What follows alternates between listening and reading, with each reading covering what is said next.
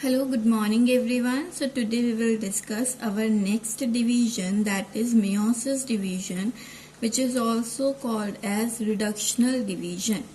So it is first observed in the egg of sea urchin by von Benden, and the term is given by Farmer and Murray. This meiosis, it occurs in the cell called myocyte, or we can say meiocyte. अगर हम इसे split करें तो site हम जो term जो है वो सेल के लिए यूज करते हैं. सो वो सेल जिनके अंदर आपका मियोसिस हेल्ड होगा उन सेल्स को जर्नली या कॉमनली हम क्या कहते हैं, meiocyte. So the cell which undergo meiosis. Now meiosis is of 3 types. Gametic meiosis as occur in human reproduction, zygotic meiosis as held in the lower organism, or sporic meiosis which occurs in pteridophyte, angiosperm and gymnosperm. अब देखिए meiosis हम human को लेकर gametic समझते तो उससे आपको जायगोटिक भी क्लियर हो जाएगी. सी, आपके ह्यूमन के अंदर हमारा क्या होता है, ह्यूमन के अंदर we have male and female individual, and the male gamete is called sperm, and likewise the female gamete is called egg. This sperm and egg, they are formed from the cell, or we can say, देखिए simple से है, ये sperm और egg जो होते हैं, अगर हम यहाँ पर बात करें, ये हैप्लॉइड है. हैप्लॉइड यानी यहाँ क्रोमोसोम सेट में नहीं होते, विच इज ट्रू. तो स्पर्म को बनाने वाले आपके जो सेल होंगे स्पर्मेटोगोनिया, और इसी तरह आपका एग को फॉर्म करने वाले सेल होंगे oogonia. ये आपके होते हैं डिप्लॉइड. हमारी बॉडी में सारे सेल कैसे हैं, डिप्लॉइड है. सिर्फ हमने बात की थी आपके गैमेटिक सेल भी बच्चा होते तो आपके डिप्लॉइड है, बट इनके अंदर आपका जो गैमेट फॉर्म होते, दीज आर द गैमेट. ये जो गैमेट फॉर्म हुए, this occur by the process of meiosis. अब मियोसिस का मतलब होता है रिडक्शन. क्या रिड्यूस हुआ है, देखिए ये आपका था 2n, यानी यहाँ क्रोमोसोम आपके पेयर में प्रेजेंट थे 23 पेयर. सो यहाँ 23 पेयर थे. लाइकवाइज oogonia जो है उसके अंदर भी क्या थे, 23 पेयर. अगर 23 पेयर के साथ फ्यूज हो जाए, क्योंकि यहाँ पर क्या होता है फर्टिलाइजेशन, अगर मान लीजिए फ्यूज हो जाते तो हमारे पास जो जायगोट बनता वो होता 46 पेयर का. ठीक है, 46 पेयर का, जबकि नॉर्मल जायगोट आपका कितना होना चाहिए, 23 पेयर. क्योंकि ह्यूमन क्या है, हमारा हर सेल के अंदर 23 पेयर ऑफ क्रोमोसोम है. सो जो नेक्स्ट जनरेशन का इंडिविजुअल होगा वहां के भी सेल में कितने होने चाहिए, 23 पेयर. बट यहाँ 23 तो क्या हो जाएंगे, 46. सो यहाँ पर स्पर्मेटोगोनिया oogonia से जब भी आपके गैमेट फॉर्म होते हैं, यहाँ क्या होता है, मियोसिस यानी रिडक्शन डिवीजन. रिडक्शन डिवीजन के अंदर अगर ये स्पर्मेटोगोनिया oogonia डिप्लॉइड 2n थे, तो यहाँ पर देखिए क्रोमोसोम नंबर क्या हो गया है, n, यानी रिडक्शन हो गया है. अगर यहाँ 23 पेयर थे तो अब यहाँ कितने हैं, 23 क्रोमोसोम. लाइकवाइज यहाँ पर 23 पेयर थे तो अब यहाँ पर पेयर नहीं आए, 23 क्रोमोसोम रिड्यूस होकर हाफ आए हैं. और जब 23 फ्यूज करते हैं टू फॉर्म दिस जायगोट, तो we have 23 pair in zygote which is a normal individual. So human के केस में जो गैमेट फॉर्म होते हैं, these gamete are form by the process of reductional division. कई ऑर्गेनिज्म में क्या होता है बच्चा, यहाँ पर मान लीजिए हमारे गैमेट 23 पेयर होते तो जायगोट आपका कितना बनता, 46 पेयर. तो कई ऑर्गेनिज्म में जो जायगोट 46 पेयर आपका बना है, उसके बाद जब ये जायगोट आपका डिवाइड करेगा तो यहाँ पर फर्स्ट डिवीजन आपका मियोसिस होगा. और मियोसिस होगा तो जो नए सेल बनेंगे उनमें आपका क्या होगा, 23 पेयर. अगर ये 46 है और हम कहें जायगोटिक मियोसिस हो रहा है, जैसे कि सेकेंड केस है, वहां पर जायगोट बनने के बाद रिडक्शन हुआ है. हमारे केस में जायगोट बनने से पहले यानी गैमेट में रिडक्शन हुआ है, इसलिए ह्यूमन के अंदर क्या दिखते हैं, गैमेटिक मियोसिस. लोअर ऑर्गेनिज्म में आपको जायगोटिक मियोसिस भी दिखते हैं, जहां जायगोट के अंदर क्रोमोसोम नंबर डबल होते हैं और फिर वो क्या हो जाते हैं, रिड्यूस हो जाते हैं bye the process of meiosis. And likewise pteridophyte, angiosperm, gymnosperm, इनके अंदर जो हैप्लॉइड, इनके अंदर स्पोर्स बच्चा हैप्लॉइड होते हैं और यहाँ पर रिप्रोडक्शन स्पोर्स के थ्रू होती है। तो स्पोर्स के अंदर आपका क्या होता है, मियोसिस, यानी ये स्पोर्स हैप्लॉइड जो फॉर्म हुए हैं वो किससे बने हैं, मियोसिस सेल डिवीजन से बने। So these are 3 different type of cell division. Now we will take meiosis in detail. So any cell which undergo meiosis, यहाँ पर आपका क्या होगा, सबसे पहले उसके अंदर भी आपका प्रिपरेटरी इंटरफेज आएगा, रेस्टिंग फेज, और इस इंटरफेज या रेस्टिंग फेज के अंदर हमने पढ़े कौन कौन से, G1, S और G2 फेज। ओके, सो यहाँ पर भी इंटरफेजिक सेल जो होगा, यानी जिसके अंदर आपके ये रेस्टिंग फेज कंप्लीट हो चुके हैं, उसके बाद इंटरफेज के बाद सेल एंटर करता है एम फेज में। तो एम फेज में, डिवीजन फेज में आपका यहाँ पर क्या होगा, मियोसिस। अब मियोसिस आपका 2 इवेंट्स में कंप्लीट होता है, मियोसिस फर्स्ट और मियोसिस सेकेंड। मियोसिस फर्स्ट अगर स्टार्ट हुआ है तो ये पूरा खत्म कब होगा, मियोसिस 2 के बाद। Now this meiosis 1 is actually the reduction division. ये मियोसिस 1 होता है जहां पर क्रोमोसोम रिड्यूस हो जाते हैं, और मियोसिस 2 जो होता है ये आपका इक्वल है किसके, माइटोसिस के, क्योंकि ये आपका इक्वेशनल डिवीजन ही होता है जहां पर क्रोमोसोम का नंबर सेम रहता है जो यहाँ रिड्यूस हो चुका है। सो मियोसिस 1 और मियोसिस 2 के अंदर जो मेन क्रोमोसोम हाफ होते हैं, रिडक्शन होता है, वो किस फेज में होता है, मियोसिस 1 में। नाउ मियोसिस 1 के अंदर भी आपका, पहले हम एक डिवीजन को पढ़ते हैं, जैसे हमने माइटोसिस पढ़ा, तो मियोसिस में भी आपका सेम है, कैरियोकाइनेसिस होगा और साइटोकाइनेसिस होगा। क्योंकि फर्स्ट फेज में हो रहा है तो हम ये कैरियोकाइनेसिस 1 और साइटोकाइनेसिस 1 लिख देते हैं। अब कैरियोकाइनेसिस यानी कि न्यूक्लियस का जो डिवीजन है, इसमें भी आपके सेम फेज है, what you have heard in mitosis. यहाँ पर भी prophase, metaphase, anaphase, telophase sequence में होगा। But in case of meiosis the prophase is further divided into 5 stages or phases: leptotene, zygote, pectine, diplotin and diakinesis, जिसके अंदर बच्चा आपका zygotene, पिकाइटीन, diplotene, इनसे मेन क्वेश्चन पूछे जाते हैं। ओके, नाउ सी, यहाँ पर हम बात करें प्रोफेज 1, मेटाफेज 1, एनाफेज 1, टेलोफेज 1 के बाद आपका साइटोकाइनेसिस होता है, यानी साइटोप्लाज्म का डिवीजन। क्योंकि फर्स्ट इवेंट में हो रहा है तो साइटोकाइनेसिस 1 हम कह देंगे। जब आपका सेल, कोई एक सेल, जैसे कि मैं यहाँ रिप्रेजेंट करती हूँ आपको, ये आपका एक सेल है जिसे हम कह रहे हैं मियोसाइट, यानी सेल के अंदर मियोसिस होने वाला है। जब इसके अंदर मियोसिस 1 आपका कंप्लीट हो जाता है आफ्टर अप टू साइटोकाइनेसिस 1, तो यहाँ पर हमें 2 डॉटर सेल बने, और यहाँ देखो क्रोमोसोम नंबर रिड्यूस हो चुका है। ये मियोसाइट आपके डिप्लॉयड थे और यहाँ पर अब क्रोमोसोम क्या है, हैप्लॉयड सेट में है, तो यहाँ रिडक्शन हो चुका है। अब इसके बाद ये आपके जो डॉटर सेल्स बने हैं ये भी तो खुद को प्रिपेयर करेंगे, यानी ऐसा तो नहीं है मियोसिस तो दोबारा रिडक्शन में चले जाएंगे। सो उससे पहले ये भी खुद को प्रिपेयर करते हैं, यानी यहाँ पर भी एक रेस्टिंग फेज या प्रिपरेटरी फेज आता है, and that preparatory phase is called interkinesis.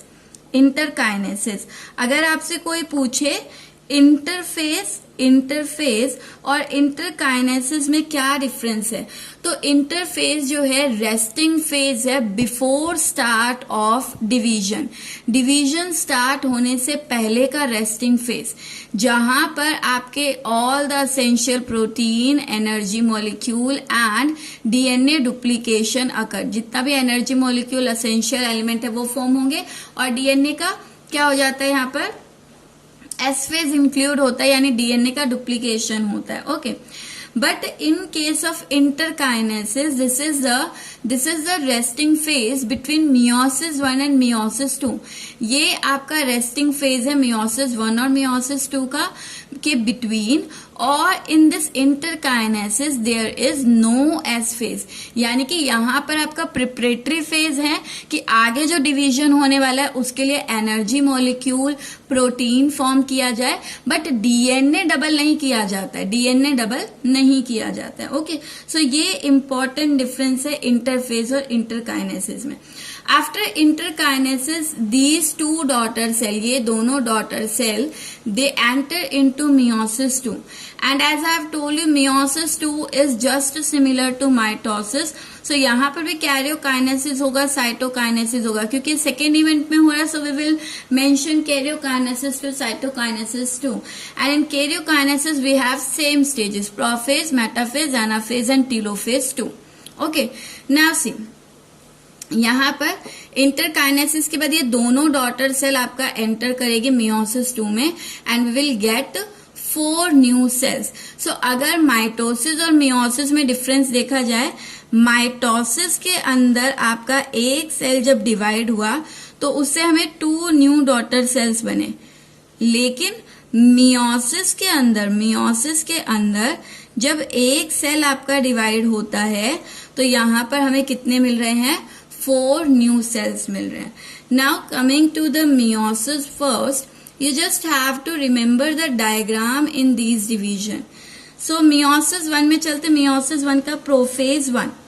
Prophase 1 के अंदर मेनली होता क्या है, chromatin fibre appear to beaded and fibres are attach to nuclear membrane. देखिए यहाँ पर प्रोफेज 1 के अंदर सेम आपका न्यूक्लियर मेम्ब्रेन डिसइंटीग्रेट होती है, दूसरी ऑर्गेनेलीज की मेम्ब्रेन भी डिसइंटीग्रेट होती है.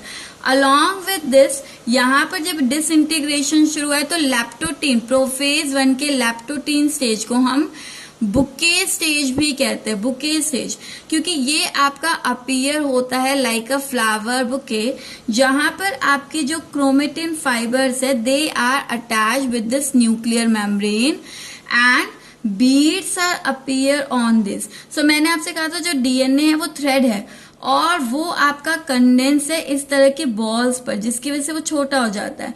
So these beads are nothing, these are protein, or we can histone protein, we can say histone protein over which the chromatin fibers are bounded. So जो chromatin fiber है, DNA है, वो जिसके ऊपर bound होता है वो आपके यहाँ पर प्रोटीन्स बिडेड फॉर्म में दिखते हैं. तो यहाँ पर ये कंप्लीट स्टेज आपको बुके स्टेज कहलाते. 2 पॉइंट याद रखने, क्रोमेटिन फाइबर न्यूक्लियर मेम्ब्रेन से अटैच्ड है और बिडेड है, ठीक है, और क्या है, बिडेड है. सो ये अपीयर होता है बुके की तरह. और यहाँ पर आपकी यहाँ लैप्टोटीन से आपकी मेम्ब्रेन्स जो है वो डिसइंटीग्रेट होना स्टार्ट हो जाती है, whether it is the membrane of organelles और of nucleus. Okay, now see यहाँ पर आपके आफ्टर दिस लैप्टोटीन, देखिए इंटरफेज था, ठीक है, इंटरफेज में आपके क्रोमेटिन फाइबर इस तरह के दिख रहे थे, ये आपका लैप्टोटीन है. Now the next stage here is your zygotene. Leptotene के बाद आपकी जो स्टेज आएगी वो क्या होगी, जाइगोटीन. सी जाइगोटीन के अंदर आपका क्या होता है, in zygotene these chromatin fiber they start condensing and condense होने के बाद ये आपका पेयर हो जाते हैं इनटू होमोलोगस क्रोमोसोम. हम यहाँ पर कहते हैं हमारे क्रोमोसोम जो है पेयर में प्रेजेंट है. सो ये आपके जो फाइबर्स हैं they start condensing, become thick and convert into chromosome. और यहाँ पर आपका क्या होता है, जाइगोटीन के अंदर आपको टर्म्स याद रखनी है क्योंकि पूछा जाता है साइनेप्सिस कहाँ हुआ, रिकॉम्बिनेशन कहाँ हुआ. सो यही आपका मेन यहाँ स्टेजेस में पूछा जाता है. तो यहाँ पर आपको टर्म याद रखनी है साइनेप्सिस. साइनेप्सिस यहाँ पर जाइगोटीन स्टेज के अंदर आपका क्या होता है, साइनेप्सिस होता है, जिसके अंदर जो होमोलोगस सेम क्रोमोसोम होंगे वो एक दूसरे के साथ क्या हो जाते हैं, पेयर हो जाते हैं. To hold two homologous chromosomes, synaptonemal complex is formed. अब यहाँ पर देखिए ये आपके हैं होमोलोगस क्रोमोसोम. ये होमोलोगस क्रोमोसोम एक दूसरे से जुड़े रहे तो इनके बीच में इस तरह का एक कॉम्प्लेक्स बन जाता है और इसी को हम क्या कहते हैं, साइनेप्टोनिमल कॉम्प्लेक्स, जिससे ये होमोलोगस क्या होंगे, एक साथ जुड़े रहेंगे. ओके, नाउ सी, जब आपका साइनेप्सिस हुआ, साइनेप्सिस से होमोलोगस क्रोमोसोम जो पेयर होते हैं, इसी कंडीशन को हम बोलते हैं डायड.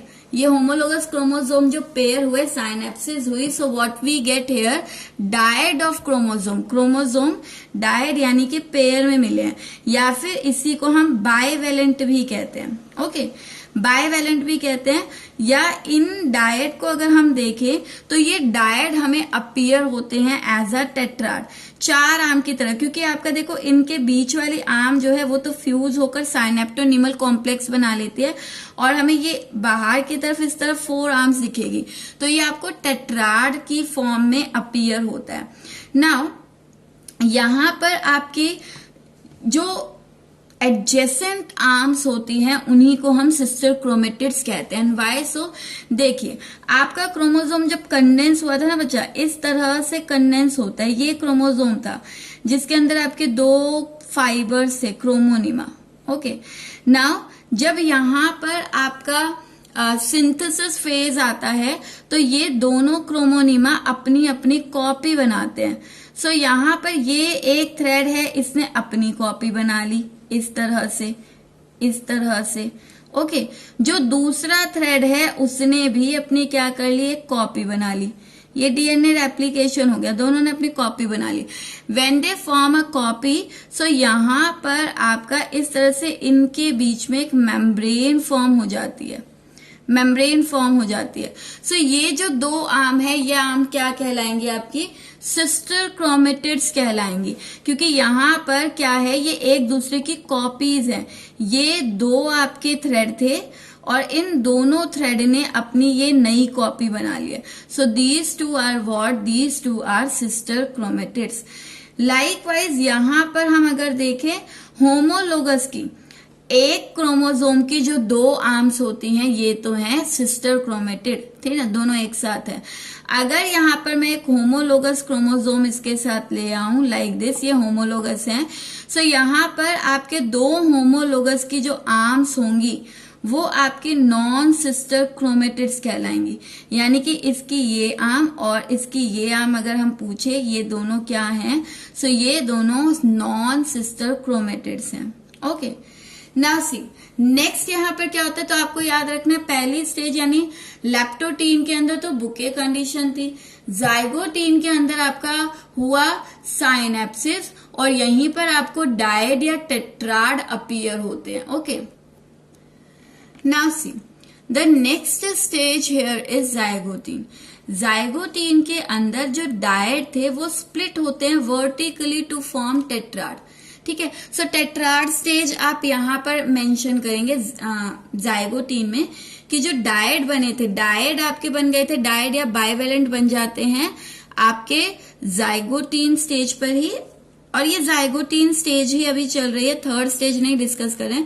तो डायड और आपके क्या बन गए थे, बाइवेलेंट, और यही डायड आपके स्प्लिट होते हैं वर्टिकली और क्या बनाते हैं, टेट्राड बनाते हैं।